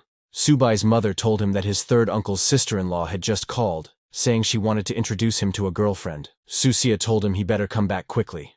Otherwise, their front door was about to get kicked down by their neighbors. Hearing them so happy, Subai said, "The test just ended, and we have 2 days off. I'll pack up and come back to take a look." His sister was very happy, and told him that since he is so famous now, their dad will grin in his sleep. Subai laughed, and told her to hang up now. That afternoon, Subai returned to his family's apartment. All the neighbors started calling Subai's father, saying, "Old Su, your family's hero is coming home. Come out and welcome him." Subai was shocked to see that many people standing in front of their house, and asked them if all of them were waiting for him. The whole neighborhood was gathered there to welcome Subai. They started cheering that the great hero was back. A woman came forward and asked Subai if he still remembered her, saying she had held him when he was a kid. Subai was very surprised and asked, "Isn't everyone being way too enthusiastic?" Subai's family also came out. Susia jumped to hug her hero brother. His mother and father were very happy to see Subai. Subai's father grabbed his hand and asked him to come home. While he was going, another woman asked Subai to come and eat at her house, saying she made seafood dumplings. Subai thanked her but told her that he is allergic to seafood. An old man came forward and asked Subai's father to bring Subai to his house, saying he had stewed turtle soup, and they could have some together. Subai's father thanked everyone and told them that they had already prepared food at home. He added that he would bring Subai to visit each of them once he had rested. Subai told them that later on, he would definitely visit all the uncles and aunties. Hearing that, an old auntie came forward and asked Subai's father to bring Subai over later. Her granddaughter is a university student in the city, and they could meet there.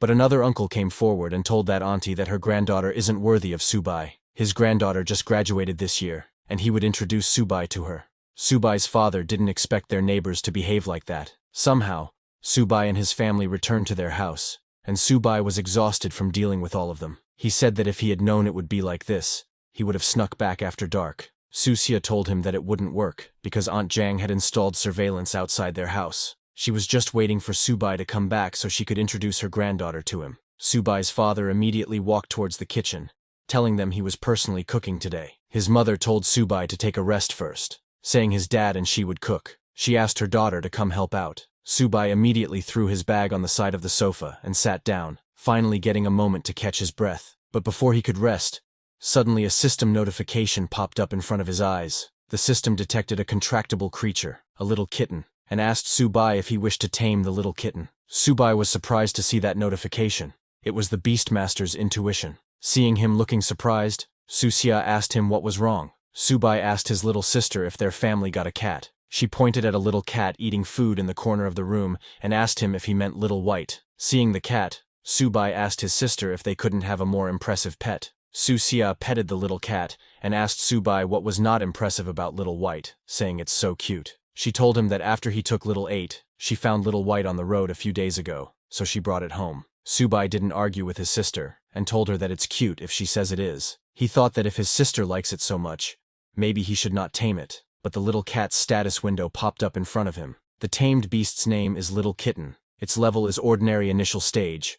It contains traces of the White Tiger Sacred Beast bloodline, with infinite growth potential and eventual god-slaying capabilities. Currently, its average physical, defense, and spirit is 1. Its agility is 3, and its ability is Claw Strike, which increases attack speed and damage by 100%. Its evolution method is consumption. The system asked Subai if he wanted to tame the kitten. Subai was too shocked to see the little cat's status window, wondering if this stray cat really could have the White Tiger bloodline. The little cat looked at Subai with curiosity. Susia told Subai that it seemed to like him. Subai clicked on the tame option, thinking he should tame it first and figure it out later. After taming the little cat, he turned to his sister, and while smiling, called her to discuss something. He told her it was about the little cat because her brother is a beastmaster. Before Subai could finish what he was saying, Susia immediately declined. She took Little Cat and said, "Since you already took Little 8, don't think about taking Little White." Subai tried to convince her, saying they could negotiate on this. He asked her if she didn't want a laptop. Susia ran with little cat, telling Subai that it wouldn't do. She wouldn't give little white to him. A few minutes later, Subai's mother came with food and saw Subai chasing Susia, who was running away with little cat in her hand. Then, 2 days later, when Subai returned to the university, he had both Little Turtle and Little Cat with him. When students at the university saw Subai, they immediately recognized him. Seeing the cat in Subai's backpack, a girl asked others why he had a cat in his bag and if he was a cat lover. Inside Subai's bag, Little Turtle was very happy to be with Little Cat. It told Little Cat that this is the boss's school and it would have her back from today. However, Little Cat was very uncomfortable in the small bag and complained to Subai that Little Turtle was squishing her. Subai didn't understand what they were talking about. While he was walking, a boy spotted Subai and said, "Isn't that Subai, the one who got the gold medal?" Another boy added, "Is that why, despite his average looks, so many girls are running to his dorm?" They were jealous of Subai's achievements. Hearing them all, Subai thought, "Looks like I'll need to wear a mask when going out in the future." While he was walking, suddenly there was an announcement asking student Subai to please report to the principal's office immediately. Subai was surprised by the announcement, wondering what the principal could want with him. When he went to the principal's office, the principal told Subai that he is truly a man of Huaxia. Because of his excellent performance at the F-269 military base, the school has decided to reward him. The principal asked Subai what he would like. Subai said that he is really grateful to the school, and also to the principal. Subai had always heard that their principal is a stingy man. It would probably be tough even trying to get some food for little 8. He acted like he was thinking hard and told the principal that he wouldn't want the school to go bankrupt over him. "So how about 100 gold tier beast cores?" The principal acted shocked after hearing 100 gold tier beast cores, and said, "Subai, I don't have that many of them. Even if you ground my bones to dust, why don't you ask for the principal's position instead?" Subai then told the principal that he could settle for 100 silver tier ones too. Hearing about the silver tier, the principal told him not to even think about it. He couldn't even get scraps with the amount of honor he has. Subai told his principal that he doesn't want that gold medal or whatever. Can he have 50 silver tier beast cores instead? He tried to make the situation emotional, saying, "Principal, you know I bled for the school." But the principal didn't fall for that and said, "Subai, humans are humans. The strong in the human race have the responsibility and duty to protect the weak. When you saved these students, you were carrying out a duty of yours as one of the strong ones." Subai was lost for words seeing the principal. "Principal, please no more yapping. Let's settle with 50 silver tier beast cores." The principal completely ignored his words and told him that the military and the school are not going to give up on a genius like him. He took a deep breath and told Subai that this is the most he can do. He will let him have 10 bronze tier beast cores. Subai was shocked to hear that his reward is just 10 bronze tier. He immediately declined and asked for 20 bronze tier beast cores. The principal agreed to 15 and told him it's final. Subai accepted the deal. The principal realized that Subai was trying to haggle with him. Subai also realized that his principal is very cheap. The principal then turned around and told Subai that, in addition to the rewards, there's a little something he needs to let Subai know. Surprised, Subai asked him what it is. The principal told Subai that he has been selected by their school as the representative from the first year and will participate in this year's 100 Schools tournament. Subai was confused to hear about the 100 Schools tournament and asked the principal if the reward offer was just a ruse. He said, "Principal, this isn't very nice of you." The principal urged him not to put it that way, explaining that as a student of the Jiangzhou Martial University, it is his duty to bring honor to the school. The principal mentioned that Subai wanted resources and that the tournament is very generous with rewards. Subai replied, "Principal, there must be lots of skilled people in the 100 Schools tournament. It'd be difficult to even get a rank, wouldn't it? It'll be hard work." The principal then asked how the youth of today could be scared of challenges and told Subai to prepare and come to the training room tomorrow. Subai agreed and left. The principal looked outside the window and thought it was getting more difficult to engage the youth today in such activities. Meanwhile, as he was leaving, Subai thought of the tales of the principal being a sly old fox and realized that the gossip was definitely accurate. The next day, 10 students gathered in the practice hall. The principal told them that the 100 Schools tournament is hosted by the military, though the Ministry of Education had given them far fewer resources compared to better-known schools like the martial universities of Beijing and Shanghai. He still sent them off with the hope that they would achieve better results. The principal started the roll call. First was third-year Hu Qing, a bronze middle-tier awakener of the wood elemental. Then came Bai Ningbing, and then Xiong Tianxiang. While the principal was calling their names, an annoyed student commented that it was unfair. Jiangzhou Martial University was founded later, so students here received much fewer resources than those going to famous schools. A girl standing behind agreed, saying she heard that their school has always ranked very low. The principal then called first-year Subai's name last. He immediately responded that he was present. The principal told the students that they are the top students in their respective years, representing the school in the tournament. Then, the principal took out a paper and announced that this year, the team leader would be Subai. Subai was shocked to hear his name and questioned if it was a mistake. When other students heard Subai's name, they became angry. One student asked why a freshman like Subai would be the team lead instead of Hu Qing, the strongest and most experienced among them. Another student pointed out that Subai is just at the initial tier of bronze, a whole tier behind Hu Qing, questioning how he could lead them. The principal became angry and asked if they had seen the news in the past 2 days, explaining that Subai is capable of defeating gold-tier beasts. He challenged anyone who wanted to be the leader to kill a gold-tier beast right now, and he would consider making the swap. Hearing this, a boy laughed and doubted Subai's ability, suggesting it might have just been luck. Another student looked angrily at Subai and said he didn't believe it either. He challenged Subai to a fight right there. All the seniors were angry at Subai, saying they also wanted to challenge him. Subai tried to calm them down, explaining that he was not aware of the whole leader situation at all. Subai was angry with the principal because he felt he was being made a target by everyone. The principal immediately walked away, stating, "That is all for today." He told them to get ready now, as the tournament was less than 20 days away, and he looked forward to their performances. While others were listening to the principal, Subai also made his escape. Some students noticed and shouted, asking where he was going. As he ran away, Subai responded, "Dear seniors, I'm in a hurry. I'll be going to my dorm now." Seeing Subai escape, a boy called him a coward, doubting that Subai had killed the gold-tier beast at all. Another boy angrily declared that he would show Subai who's boss once the tournament started. On the other hand, Subai returned to his dormitory and called his little turtle, telling it that it was time to eat. Looking in his inventory, Subai said, "At least the old man kept his word." He told the little turtle that there were 15 bronze-tier beast cores, enough for it to level up. When Subai gave a beast core to the little turtle, the little cat tried to snatch it. Subai told the little cat not to rush because there was something for it too. He took out some blood essence and gave it to the little cat because its level was still too low. Seeing the little cat eat the blood essence, the little turtle made an innocent face to get some too. It sure eats a lot. Subai gave it another beast core. He was crying while giving those beast cores to the little turtle because one bite cost hundreds of thousands of yuan. The little turtle ate it immediately and asked for more. Subai, while crying,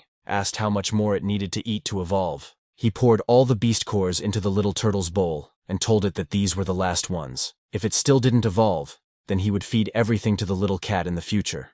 The little cat was happy to hear that. After eating those beast cores, the little turtle's body started shining again. Subai got a little scared seeing the golden light coming out of the little turtle's body. The whole university started shaking because of the little turtle's evolution. Everyone was confused, asking what happened and wondering if it was an earthquake. A system notification congratulated Subai because his mystic tortoise had leveled up to the bronze middle tier. Subai's level also increased. Currently, the little turtle's level is bronze middle stage, and 30% of its Xuanwu bloodline is activated. All its attributes are enhanced, and talents are strengthened. The little turtle's physique is 568, defense is 862, agility is 95, and spirit is 90. Subai was happy that the little turtle finally leveled up. It didn't get more talents, but the stats and talent levels increased a lot. While Subai was looking at the little turtle's status window, suddenly another notification congratulated him, because the little cat also leveled up to the ordinary high tier and awakened.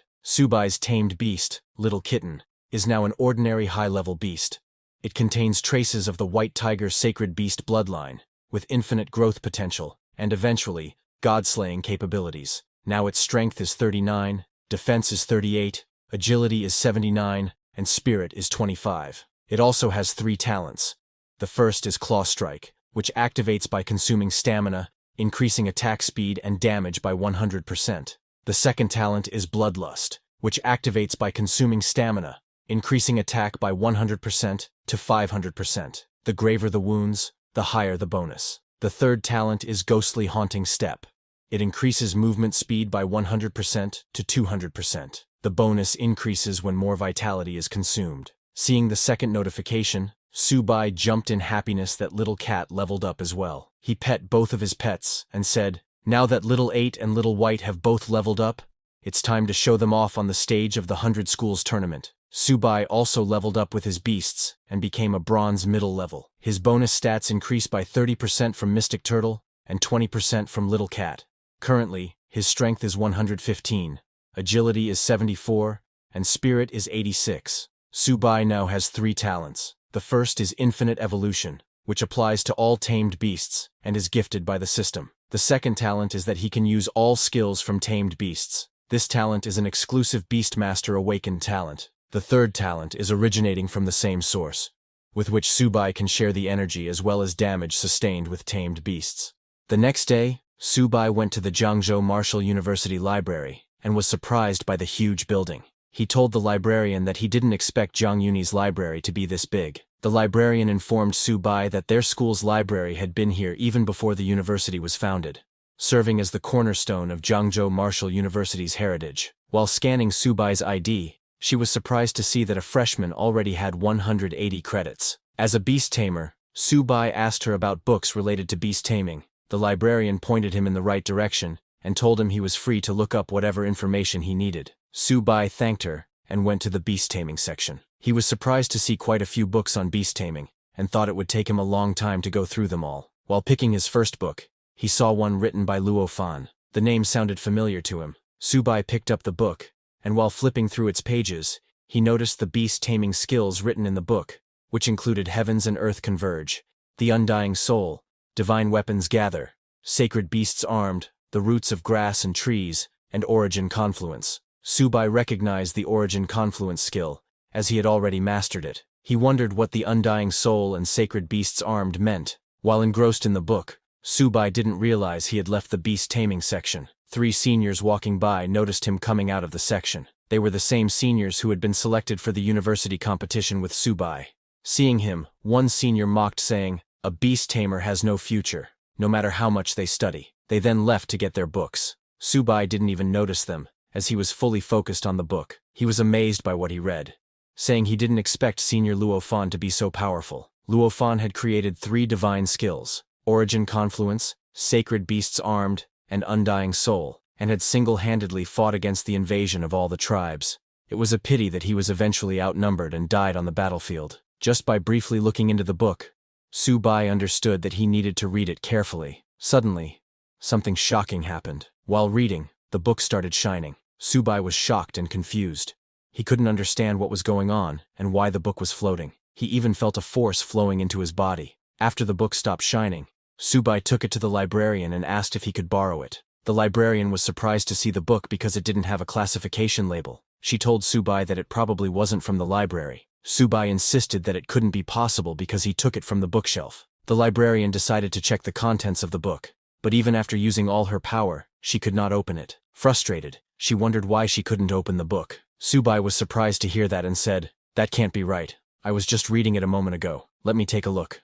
When Subai tried to open the book, it opened immediately. He asked the librarian to look, saying, "How is it possible that it can't be opened?" The librarian was also confused and said, "Maybe something went wrong." She told Subai to just take it to read, and that he could return it whenever he was done. Subai immediately took the book, and asked the librarian if he could borrow it for as long as he wanted. The librarian said yes. Subai was happy to hear that, and thanked the librarian before leaving. After Subai left, the librarian called the university principal, and told him that the book he left on the bookshelf had been taken by Subai. The principal was shocked, and asked if Subai could actually open that book. The librarian confirmed that it was true. She had seen it with her own eyes. The first-year student, Subai, opened that book. Hearing this, the principal was very happy. He looked up at the sky and said, "Luo Fan, the person you've been waiting for has finally appeared after 100 years. If you, in the underworld, are aware of it, you should be very happy." 2 weeks later, at the Martial University's 100 Schools League, people started to gather at the stadium. A reporter informed the audience that the 100 Schools League was divided into 5 major battle zones: East, South, West, North, and Central. Each battle zone would have 2 qualifying teams. The 8 martial universities of Jiangzhou province would all gather at Jiangzhou Martial University to compete. The stadium was full, and tickets for this year's 100 Schools League were hard to come by. University buses began to arrive, carrying the participants of the competition. A group of students from Fuchuan made fun of the Longying Martial University students, saying, "Longying Martial University dares to show up? They're just here to get beaten. The Longying Martial University students responded saying, "Who gets beaten is still up in the air. Just wait and see, you trash from Fuchuan." All the students were very competitive towards each other as they entered the stadium. The audience also started to gather as the competition was about to start. At the seating stand of Subai's Jiangzhou Martial University, Instructor Fu arrived and asked if everyone was there. A senior told Instructor Fu that Subai hadn't arrived yet, but everyone else was there. Another senior said, "Subai is our team captain. He wouldn't back out at the last minute." Just as he said that, a voice came saying, "How could I back out at the last minute?" It was Subai. Instructor Fu was shocked to see Subai. It had only been a few days, but she could feel that Subai's strength had improved significantly. She told Subai that the match was about to start, and they needed to arrange their lineup. Subai told Instructor Fu not to worry, saying he had it all planned out. Before the start of the competition, a host appeared on the big screen and said, "Ladies and gentlemen, teachers and students, just a month ago, the myriad beast clans deployed large-scale forces to pin down the military's frontline capabilities. Meanwhile, smaller groups of vicious beasts bypassed the front lines to attack several provinces' rear military bases. The Martial University students in the attacked provinces were nearly wiped out by the myriad beast clans, with less than 1 in 100 surviving." The host asked, "Compatriots, shall we avenge this?" The whole audience shouted together, "We must avenge them! Kill all the vicious beasts! The human race must win!"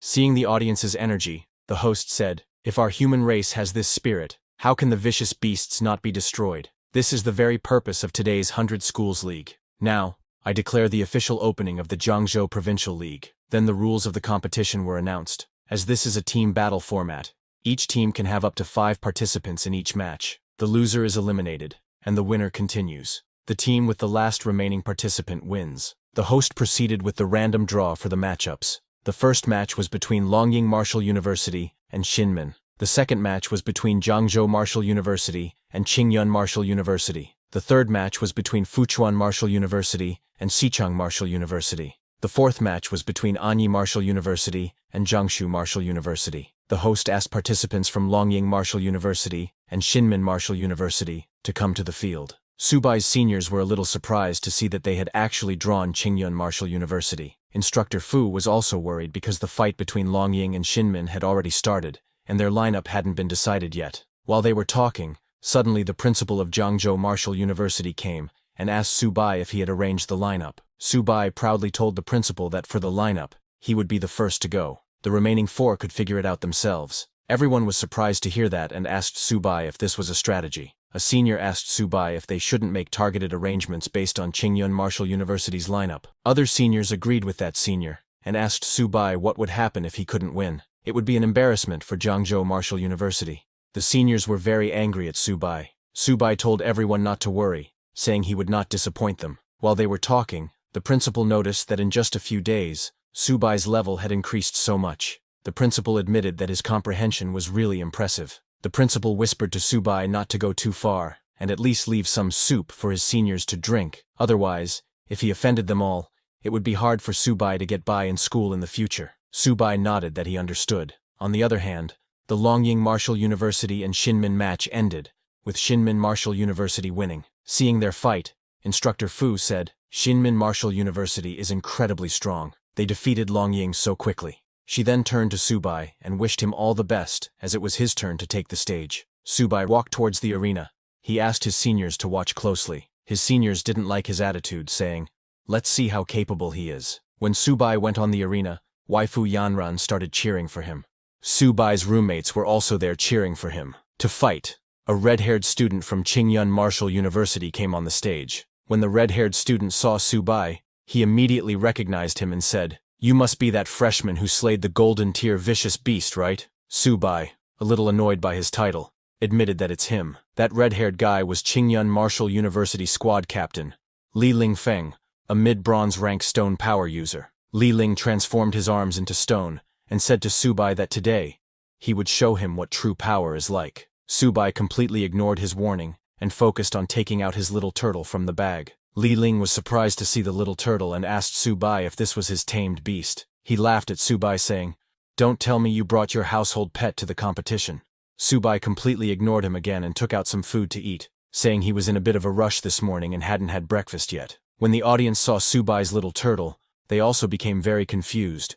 wondering why he had brought a little turtle to the competition. A guy commented that Zhangzhou Martial University really doesn't have anyone worth mentioning anymore, so they are actually letting this kind of trash go on stage. Even Subai's seniors thought he was seriously underestimating his opponent. A senior asked others if Subai's opponent, being at the mid-bronze rank, was really someone he could handle. While they all were wondering about the little turtle, Instructor Fu was wondering why Subai was eating peanuts and drinking cola on the stage. After taking out the little turtle, Subai sat on the stage, opened a can of cola, and told the little turtle that after eating so many beast cores, it shouldn't embarrass him. The little turtle moved forward and released bright light from its body. Li Ling felt the power coming out of the little turtle's body and wondered if this turtle could really be his tamed beast.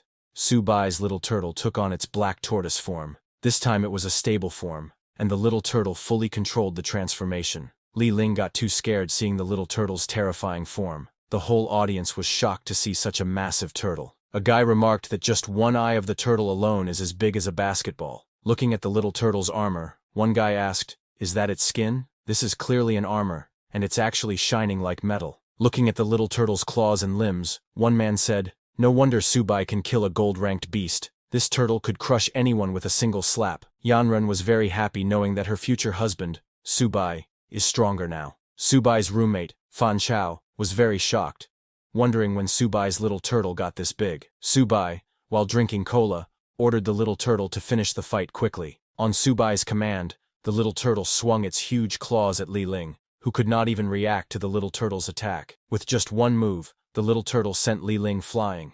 Li Ling went flying and fell on the ground with a solid impact. He didn't get injured because he used his stone power and turned his back into stone, but Li Ling was too shocked after seeing how formidable the little turtle was. Subai told Li Ling to just hold on a little longer because he wanted to finish his cola before going down. Seeing Subai's arrogance, Li Ling got very angry. He stood up, thinking it was just a sneak attack. He must focus all his power. Li Ling said, "Subai, you think you're tough?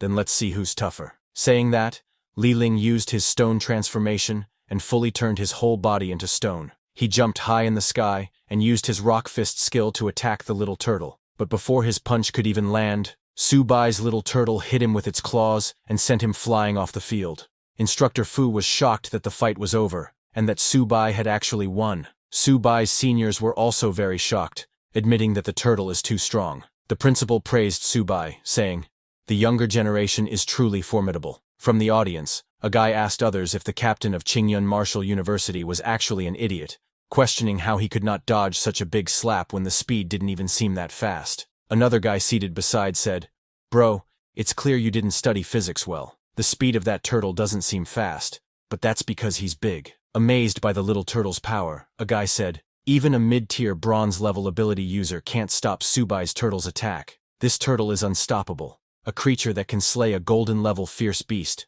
How could it be so easy to deal with?" Fan Chao was also very shocked because he knows that the little turtle wasn't this strong before. The host then announced that in the first match, Zhangzhou Martial University's Subai wins. After that, the second contestant from Qingyun Martial University, Zhang Xuan, came on the stage. Zhang Xuan, a mid-bronze rank blade user from Qingyun Martial University, took out her blade and thought, "I'll rely on speed to win, and I can't let that turtle get close to me." Thinking that, she charged at the little turtle with full speed, changing her direction again and again to confuse the little turtle. The host told the audience that Xuan was using her speed advantage, constantly staying outside the range of the giant turtle's attacks. Hearing that, the whole audience shouted, "Yes, that's how you fight."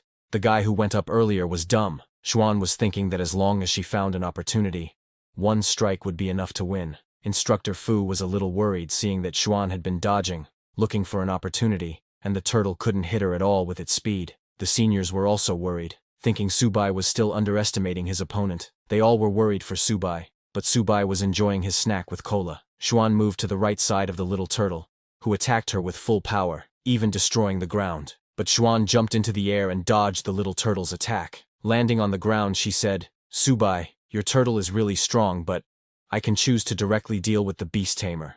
Saying that, she jumped to attack Subai, thinking it was too late for Subai to reverse the situation now. Subai was still drinking his cola. Instructor Fu got scared seeing that Xuan was going to attack Subai directly. Yanran was also very worried, asking Subai to be careful. Xuan struck at Subai with her sword, saying, "Subai, you lost." but before her sword could even touch him, the little turtle hit her and sent her flying. The little turtle used its tail to attack, which Xuan was unaware it could use. Seeing the little turtle's attack, the audience jumped in excitement, calling that move the turtle's divine tail swipe. Yanran also took a sigh of relief, as that was a close call. Subai's seniors were shocked to see that Subai won again, asking, "Isn't that too fast?" Both Instructor Fu and the principal admitted that Subai is really strong. Xuan lost her sword, so there was no point in fighting anymore. On the other hand, Subai was finally full. Then he stood up and came near Xuan, told the little turtle that it was too close to him, then told Xuan to hurry up and heal herself because his little turtle's strike was a bit too harsh this time. Xuan was really heavily injured.